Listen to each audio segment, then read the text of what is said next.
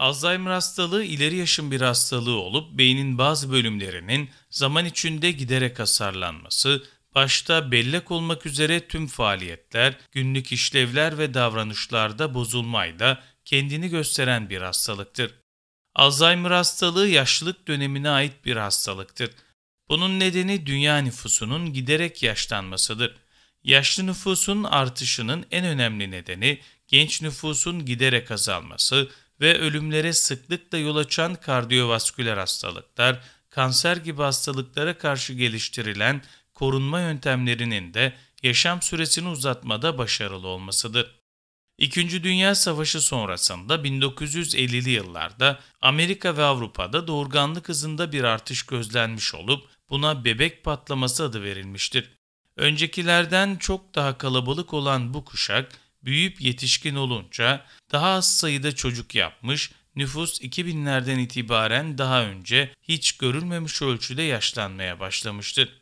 Şu anda dünya genelinde 40 milyona yakın Alzheimer hastası olduğu bilinirken 2050 yılında bu sayının 115 milyona ulaşacağı tahmin edilmektedir.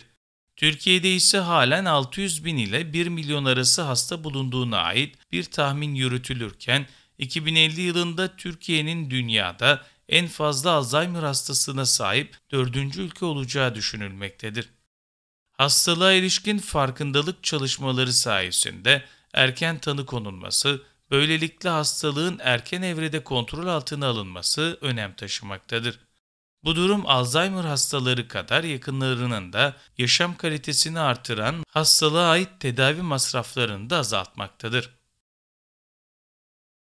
Normal ve potansiyel problemli hafıza işlevini ayırt etmeniz için Alzheimer belirtileri hakkında bilmeniz gereken 10 işaret ise şöyledir. 1. Kısa dönemli hafıza kaybı. Demansın en yaygın erken belirtileri arasında yeni bilgiyi unutmak gelir. Önemli konuları unutmak ve sürekli aynı bilgiyi sormak da Alzheimer'ın erken evresinde yaygın görülen semptomlar arasındadır. Normal olan ara sıra isimleri veya randevuları unutmak ve bunları sonradan hatırlamaktır. 2. Aşina olunan işleri yaparken zorluk yapmak. Demansa sahip kişiler genellikle günlük işleri planlamada ve tamamlamada zorluk yaşar. Kişiler yemek hazırlamada, telefon görüşmesi yapmada ve oyun oynamadaki sıralamaları aklında tutamayabilir. Normal olansa ara sıra yapılan hareketlerin nedenini unutmak ve söylemek istediğiniz şeyi sonradan hatırlamaktır. 3. Yazma ve konuşmada oluşan yeni sorunlar. Alzheimer belirtileri yaşayan hastalar genellikle basit ve alternatif farklı kelimeleri unuturlar. Bu da onların konuşma ve yazmasını anlaşılması zor hale getirir. Diş fırçası kelimesini hatırlamakta güçlük çekerek bunun yerine ağzım için kullandığım o şey ifadesiyle sorabilirler.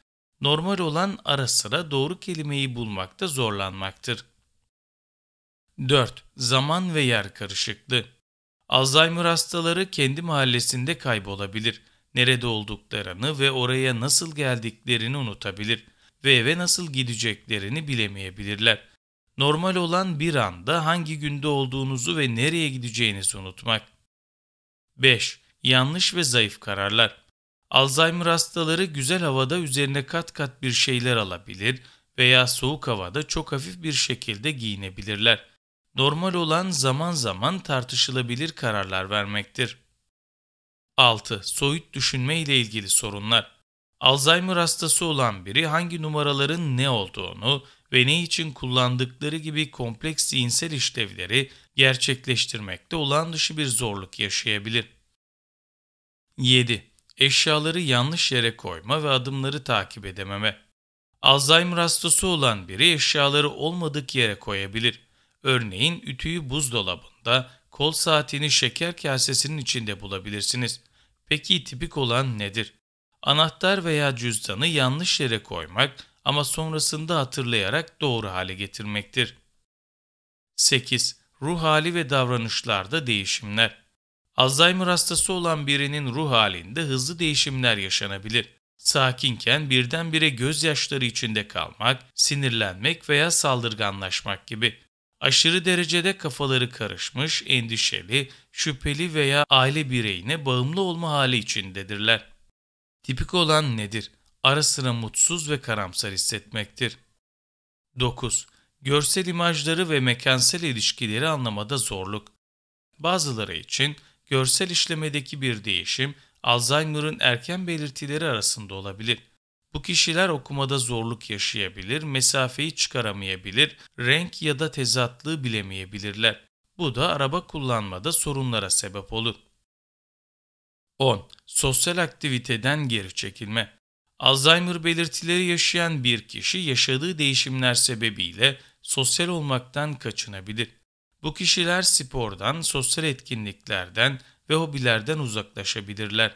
Saatlerce televizyon karşısında pasif bir şekilde oturup normalinden daha fazla uyuyabilir veya günlük aktiviteleri yapmak istemeyebilirler. Bu belirtilere ek olarak kişinin işlevsellik sayesinde hızlı bir değişim varsa doktora görünmenin her zaman faydalı olacağını unutmayın. Demansın geliştiğini ne kadar erken fark ederseniz etkilerini de o kadar erken hafifletirsiniz. Peki Alzheimer teşhisi nasıl konulur? Alzheimer hastalığının teşhisine yönelik net olarak bilgi verebilen bir ayırıcı tanı testi bulunmaz. Dolayısıyla hastalığın teşhisinde pek çok tıbbi tanı testi bir arada değerlendirilir. Hastalığa ilişkin belirtilere sağlık kuruluşlarına başvuran hastalar nöroloji kliniklerine yönlendirilir. Nöroloji uzmanları tarafından öncelikli olarak hastanın detaylı şekilde öyküsü alınır. Bu aşamada hastanın yanı sıra ailesi ve yakın çevresinde de bazı sorunların yönetilmesi gerekebilir. Tıbbi öykünün alınmasından sonra hastalarda nörolojik işlevler, denge, duyu, davranış, hafıza ve refleksleri ölçen çeşitli taramalar yapılır.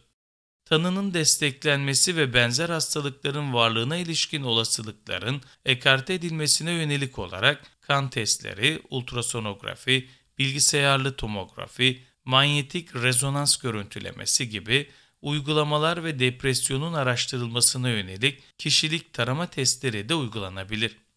Alzheimer hastalığı bazı genetik hastalıklarla beraber belirtiler gösterebildiğinden bu hastalıkların araştırılması amacıyla gen taramalarının da uygulaması gerekebilir. Buna ek olarak Alzheimer hastalığının gelişiminde rol oynadığı öne sürülen ApoE4 adlı genin araştırılmasına yönelik gen taramaları da uygulanabilse de bu yöntem geçerliliği kanıtlanmış bir tarama yöntemi değildir. Yapılan tüm bu tanı testlerinin sonucunda Alzheimer hastalığına yönelik şüpheleri artırıcı bulguların elde edilmesi durumunda Alzheimer testi olarak da bilinen bilişsel fonksiyonların değerlendirilmesine yönelik testler de yapıldıktan sonra hekim tarafından hastalığın kesin teşhisi konulabilir.